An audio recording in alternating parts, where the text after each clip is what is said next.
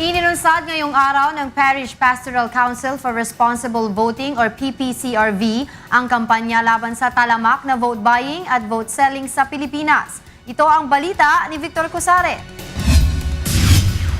Laganap at malaking problema na sa bansa ang ilang politiko na namimili ng boto tuwing eleksyon.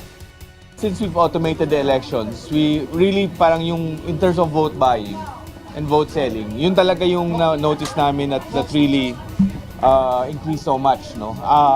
Including the figures for buying the votes.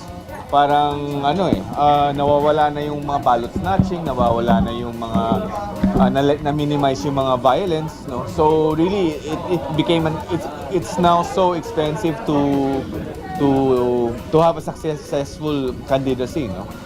Enticein mo, dadalhin sila kung saan papasyalin o kung saan lugar. Parang kinakwarantin sila sa isang lugar with all the perks. May bayad na, meron pa mga kung ano-ano, groceries, scholarship, cellphones. Marami ng forms ngayon eh.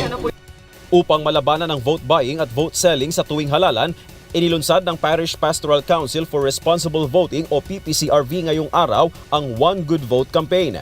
Layunin ng kampanya na mapaunawa sa mga komunidad ang masamang bunga ng vote buying gaya ng korupsyon, pagkakaroon ng political dynasties at controlled territories. Sa kampanyang ito, bibigyan ng impormasyon ang taong bayan kung paano kikilalanin ang mga kandidato sa pamamagitan ng tatlong kategorya: karakter, kakayahan at katapatan.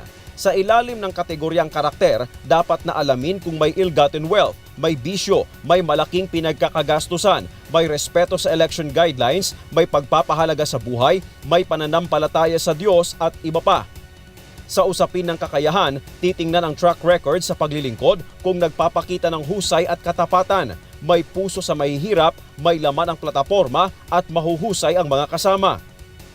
Kasama naman sa susukatin sa ilalim ng katapatan ay kung malinis ba ang pinanggagalingan ng campaign funds, hindi vote buyer o magnanakaw, patas ang pagpapatakbo at tinutupad ang mga pangako.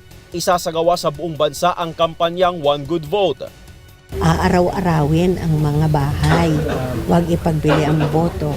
Kasi kung talagang gusto mo magkaroon ng pagbabago ang kultura, pagbabago ang konsyensya, hindi mo tatanggapin. Paglilinaw ng PPCRV, wala itong layuning ikampanya at ibagsak ang isang kandidato, kundi maimulat lamang ang mga botante sa maayos na pagpili ng iboboto. Hihikayatin din ng grupo ang mga kandidato na sumama sa isang kasunduan laban sa vote buying. Victor Cosare, UNTV News, Worldwide.